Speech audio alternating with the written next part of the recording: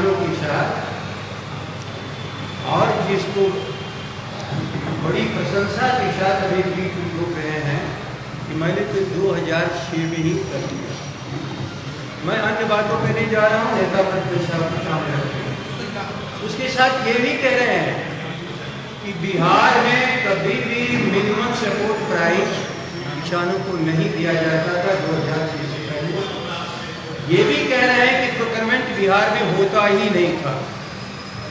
आप लोग के माध्यम से न केवल मुख्यमंत्री जी को बल्कि बिहार की जनता जिसके सामने वो खड़े होकर बात कह रहे हैं, मैं याद दिलाना चाहता हूँ कि बिहार में प्रोक्योरमेंट आदरणीय लालू जी की सरकार के समय में 1994 में शुरू हुआ था, जिस समय रघुवंश बाबू राज्य मंत्री चुन बड़ी मुश्किल से उस समय इस कार्यक्रम को जो 65 से चल रहा है देश के पैमाने पर 1994 में बिहार में लागू हुआ और बिहार की अर्थव्यवस्था को दिशा मिली थी, खेती के उत्पादन की कीमत मिलनी शुरू हुई थी, गांव में खुशहाली आई थी, बिहार के मजदूरों का पलायन रुका था और 2006 तक मिनिमम सपोर्ट प्राइस के माध्यम से बिहार के सभी किसानों को एक स्तर पर कीमत धान और गेहूं का बना के रखा जाता था। लेकिन जब राज्य के मुख्यमंत्री जिन्हें अपने स्वयं के कार्यों को लोगों के सामने प्रस्तुत करने में बिहार का इतिहास भी न मालूम हो, कभी कभी 15 सालों के सवाल उठाने वालों के लिए ये सबसे बड़ा चीज है कि 1965 से मिनिमम सपोर्ट प्राइस देश में चल रहा था, लेकिन उसकी समझ आदरणीय लालू जी के पास ही आई थी और आदरणीय लालू जी ने उसे चालू कराया था मिनिमम सपोर्ट प्राइस देना। अलग है कि शुरुआत के दिनों में थोड़ी मात्रा थी, लेकिन 2005 आते आते ये 5 लाख टन से ऊपर जा चुका था और बिहार के किसानों के खेतों की पैदावार पहली मर्तबा बिहार के उपभोक्ताओं के पास ही जाता है। अपना चावल और अपना गेहूं, अपने खेतों की पैदावार गांव के लोगों को मिलना शुरू हुआ था और कीमत लोगों को मिलना शुरू हुआ था। अब मुख्यमंत्री जी को एक बात समझ में नहीं आ रहा है, बाजार समिति की खात्मा जब उन्होंने असेंबली में बिल लाया था, उस समय भी राष्ट्रीय जनता दल ने कहा था कि आज जो परिणाम सामने दिख रहा है प्रोसीडिंग का पार्ट है। राष्ट्रीय जनता दल ने कहा था कि काम मत करिए, इस देश के कानून के मुताबिक यह किसानों का पावर सेंटर है और किसानों के पावर सेंटर को खत्म करना कहीं से कुछ नहीं है। लेकिन जिस पर आकर के उन्होंने इस चीज को खत्म किया, लेकिन आज तक उनको ये समझ में नहीं आ रहा है एमएसपी एक अलग विषय है और बाजार समिति अलग विषय है। ये ठीक है कि सब पर एक साथ हमला हुआ है और उस हमले के क्या परिणाम होंगे, क्यों इस देश का किसान सड़कों पर आया है, क्या आगे रणनीति होगी महागठबंधन और राष्ट्रीय जनता दल की। मैं संक्षेप में अपनी बात को समाप्त कर रहा हूँ। केवल याददाश्त नीतीश कुमार जी को राजी करने के लिए कि 94 से लेकर 6 तक 12 साल जो योजना चली है उसको इन्होंने जहन्नुम में मिला और आज के दिन कृषि किसान को एमएसपी पिछले 10 सालों से नहीं मिल रहा है। ये लूट का कारण, लूट का आधार बन गया है और खेतों में जब पैदावार की कीमत नहीं मिलेगी तो मजदूरों को काम ही नहीं मिलेगा और पलायन होता रहेगा। पलायन का कारण भी है कृषि अर्थव्यवस्था को डूबती हुई व्यवस्था, जिसके कारण आगे क्या रणनीति होगी, क्या बुरी समस्या है, क्या ये नीति है, कहाँ परेशानी है, मैं रोज करता हूँ आदरणीय तेजस्वी जी से कि आप सब के समक्ष अपनी पूरी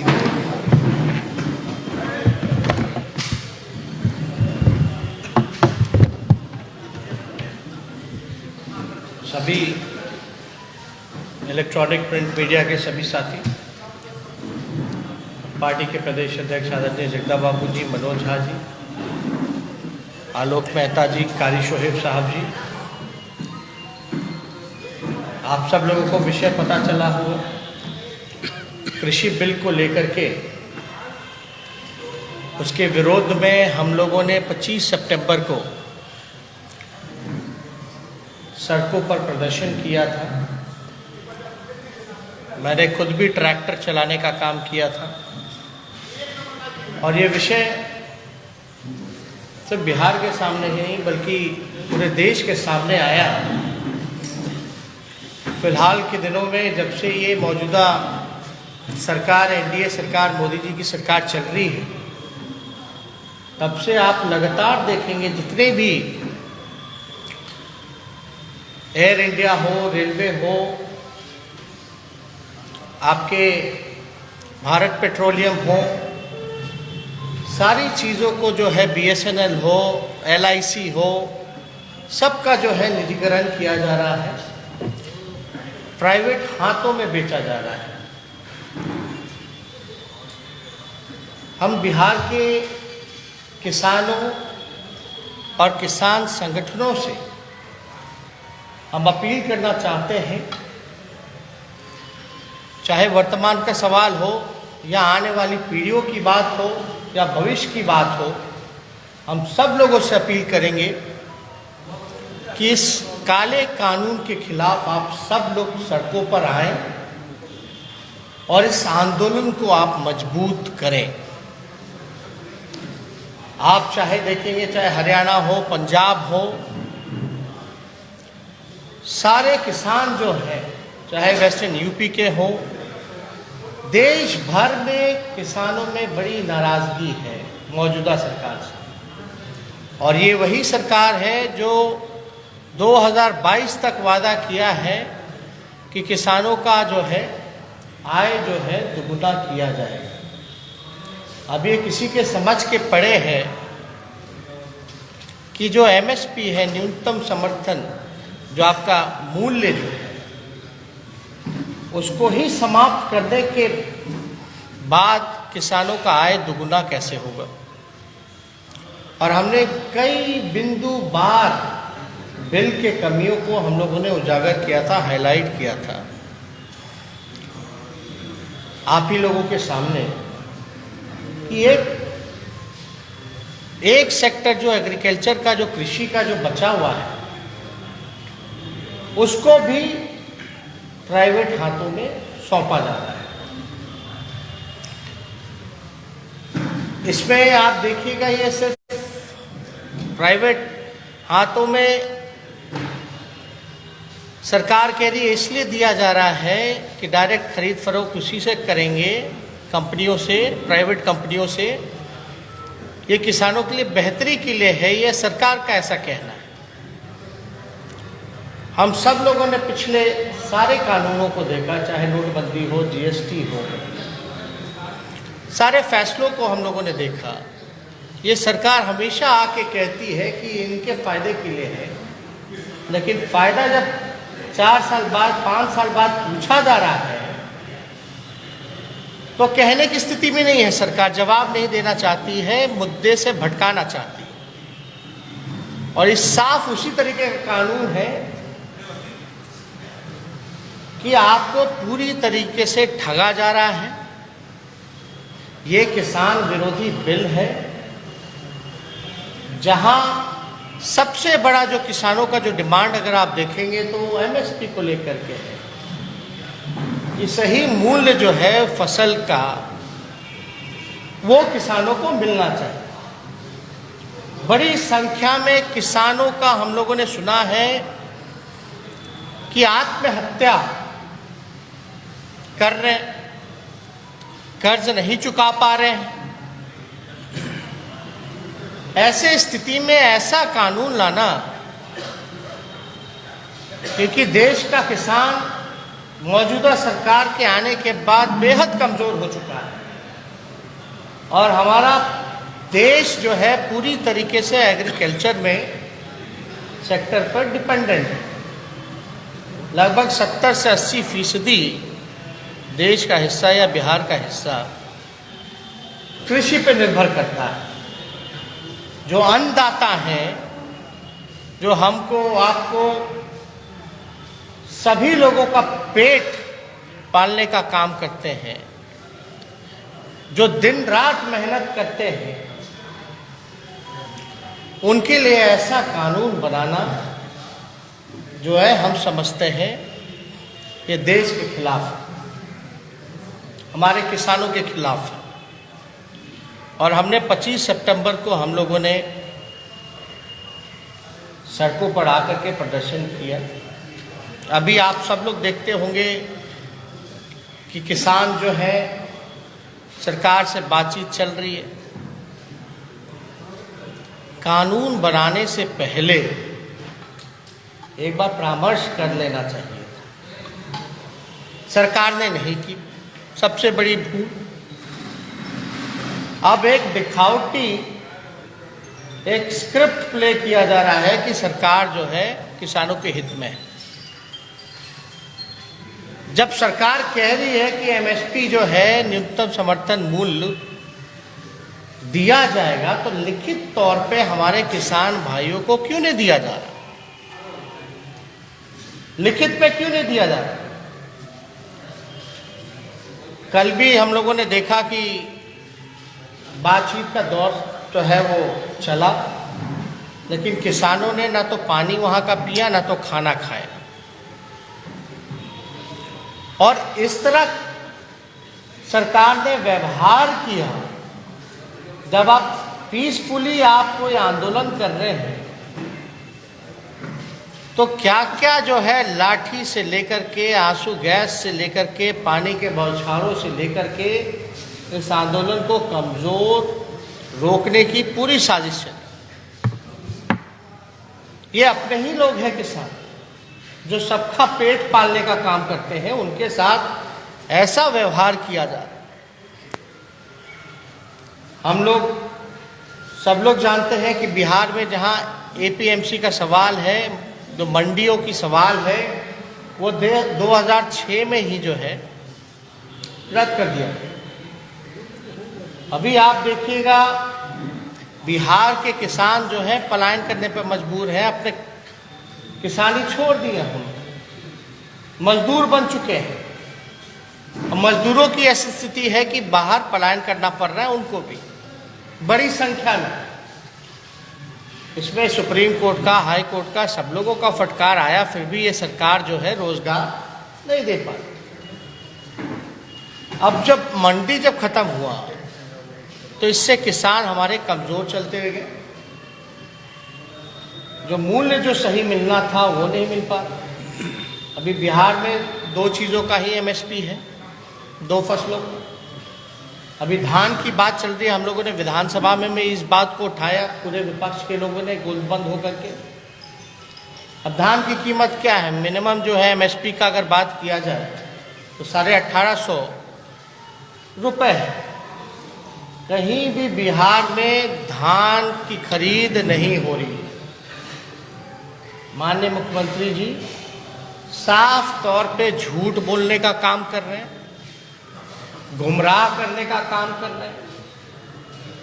ये कृषि रोड मैप बना रहे हैं, लेकिन उनको तो ये भी आंकड़ा देना चाहिए बिहार के लोगों को कि आखिर कितने मूल्य पर कौन कौन सी फसलें जो है किसान जो है खरीद रहे हैं। आखिर मुख्यमंत्री इसका आंकड़ा क्यों नहीं दे? किस बात का डर है? और खुलकर के सीना चौड़ा करके माननीय मुख्यमंत्री जी जो हैं इस बिल का हाउस में समर्थन किया और वाहवाही ले रहे हैं। किस बात की पता नहीं। हम तो उस समय भी देश की जनता को आगाह किया था कि देखो ये पहला राज्य है जहां बिहार में नीतीश कुमार जी ने एपीएमसी जो है खत्म किया, मंडी की व्यवस्था खत्म की। मान लीजिए प्राइवेट कंपनी अगर खरीदती है डायरेक्ट किसानों से, तो किसानों को कहां जाना होगा, उनका फायदा कैसे होगा।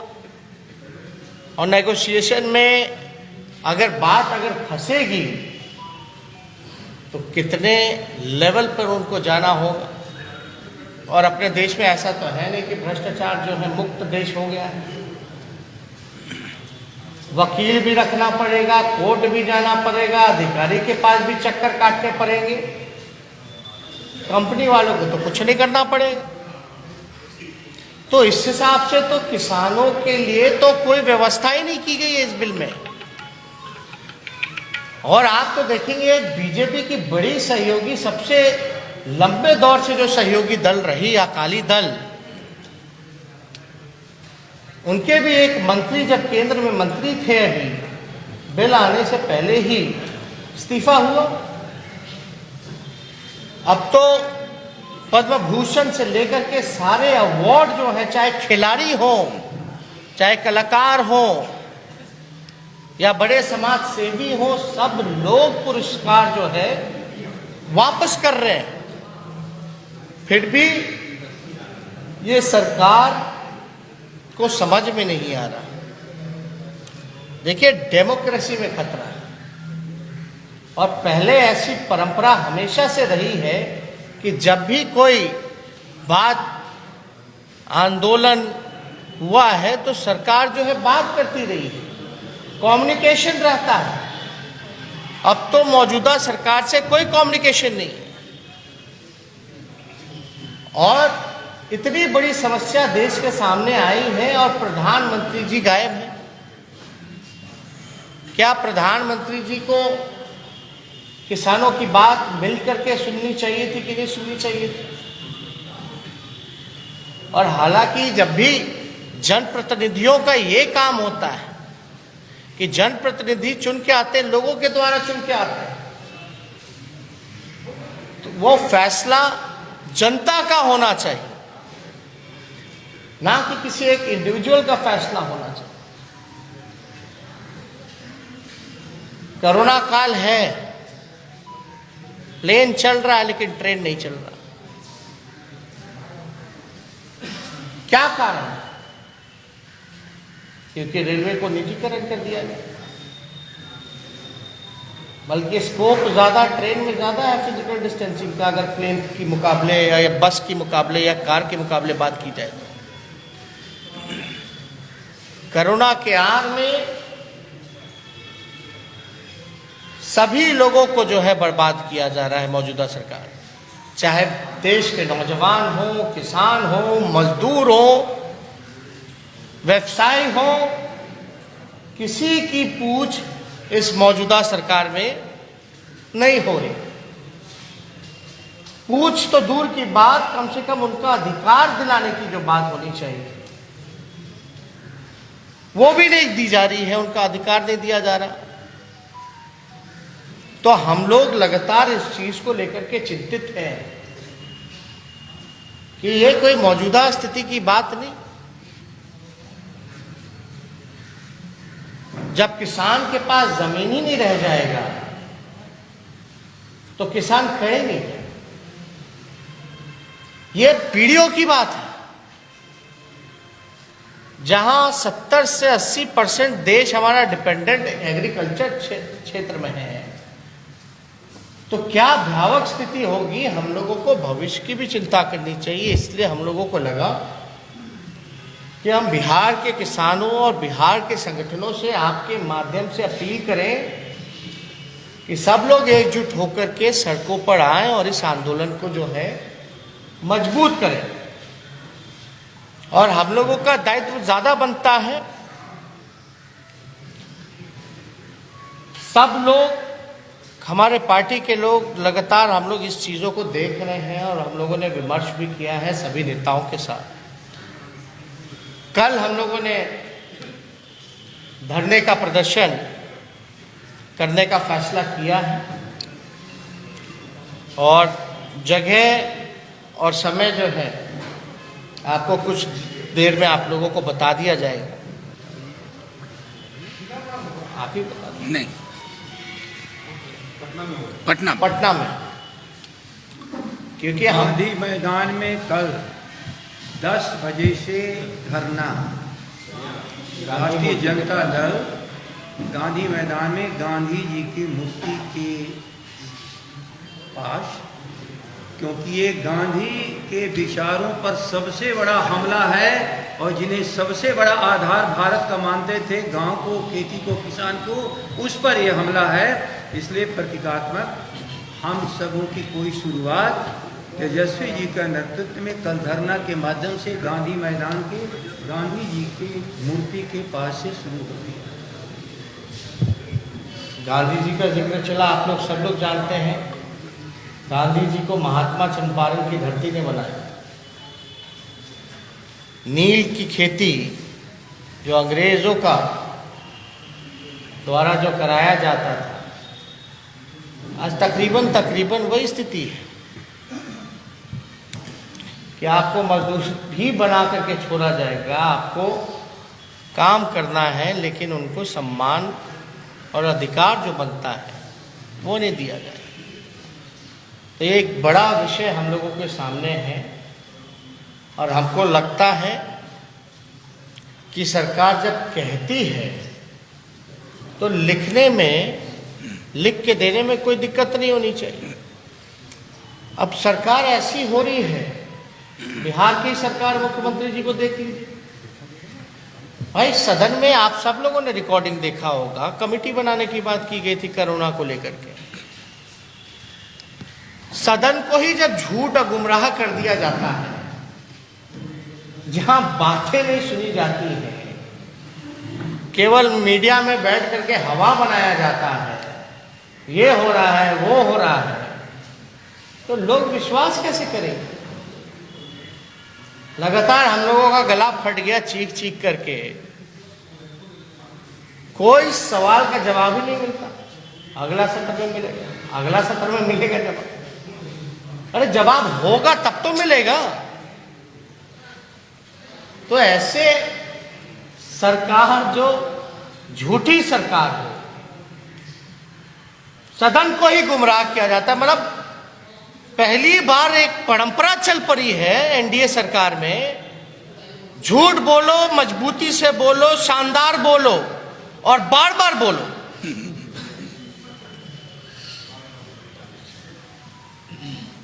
जमीनी स्थिति क्या है, हकीकत क्या है? जो अधिकारी दिया उसको पढ़ करके बोल दिया गया, मास्क मत लगाओ, ये मत लगाओ, वो मत लगाओ। फिर बोलते हमने तो बोला ही नहीं, जो दिया वो पढ़ लिया। वही काम हो रहा है। आप किसके लिए हैं? आप देश की जनता के लिए हैं, बिहार की जनता के लिए हैं। जब बिहार की जनता परेशान है तो आप उस पर लाठीचार्ज करवाते हैं, किसानों पर, नौजवानों पर। तो इन सारी चीज़ों को देखते हुए हम लोगों को लगा कि आप लोगों को बुला करके इसका जिक्र हम सब लोगों को करना चाहिए। और कोई सवाल अगर होगा इससे रिलेटेड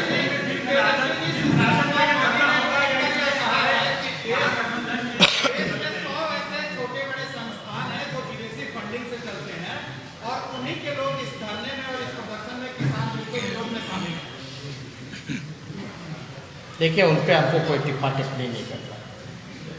तो सरकार बुला करके बात क्यों करती? सही बात है।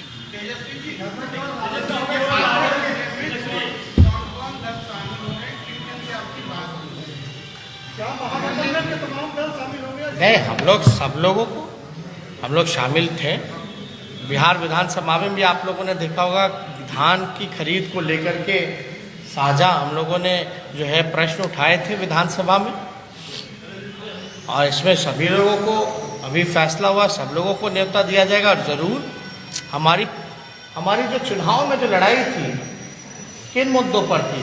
पढ़ाई, कमाई, दवाई, सिंचाई, सुनवाई और कार्रवाई वाली सरकार पर। तो हम लोग तो इस मुद्दे के साथ चुनाव में हम लोग गए, तो हम लोग सब लोग साथ हैं, मजबूती से साथ हैं। Thank you, thank you. की बात कही तो भाजपा के सहयोगी, आपके भी सहयोगी है कांग्रेस।